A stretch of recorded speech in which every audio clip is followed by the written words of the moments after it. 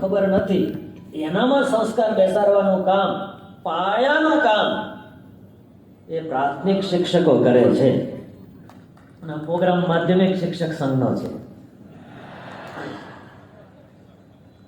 પણ પ્રાથમિક શિક્ષક સંઘના પદાધિકારીઓ પણ અહીંયા ઉપસ્થિત છે, એટલે હું આટલું કહીશ કે પાયો હંમેશા મજબૂત હોવો જોઈએ.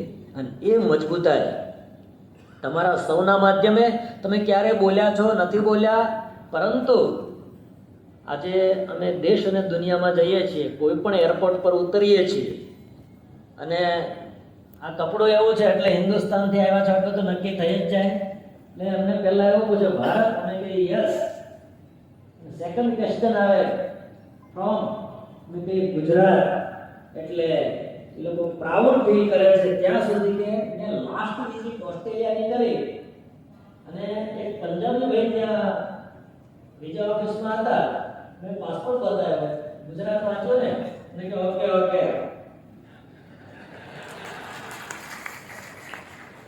આવી જ્યારે એક પ્રભાવશાળી ફિલિંગ આપણને અત્યારે મળી રહી છે, તો એ ભલે કેન્દ્ર સરકારના શાસનના કારણે મળી રહી છે, પણ એ પણ એક ગુજરાતી છે. એટલે હું તો માત્ર એટલું જ કહેવા માંગુ છું, ગુજરાતના શિક્ષકોએ જે ઘડતર કર્યું છે એ આજે ભારતને દેશ અને દુનિયામાં ગૌરવ અપાવી રહ્યો છે.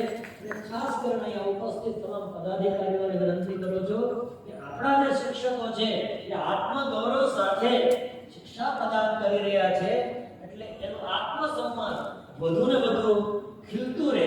અને એ જે નાત પરંપરાનો સંસ્કાર છે એ આપણા ગુજરાતનું ભાવિ નિર્માણ કરે, આપણા પરિવારનું ભાવિ નિર્માણ કરે, આપણા સમાજનું ભાવિ નિર્માણ કરે અને આપણા રાષ્ટ્રની ઉત્તમ સેવા કરવાનું સૌભાગ્ય માં ભગવતીએ તમારા કપાળે લખ્યું છે. એમાં વધુ ઉજ્જવળ કારકિર્દી થાય એવી વટ્ટા વિહારી હરિકૃષ્ણ મહારાજ શ્રી લક્ષ્મીનારાયણ દેવના ચરણમાં પ્રાર્થના કરું છું. અહીંયા સમગ્ર ઉપસ્થિત સરસ્વતીના સમારાધકોને વંદન સાથે જય સ્વામિનારાયણ.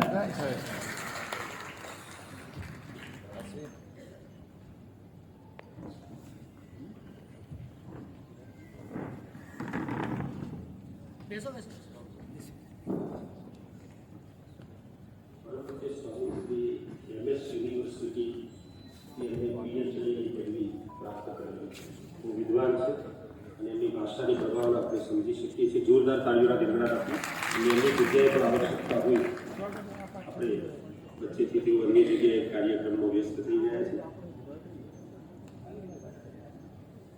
મંચસ્થ બિરાજમાન મહાનુભાવશ્રીઓના સ્વાગત સન્માનનો કાર્યક્રમ પુનઃ શરૂ કરીએ છીએ.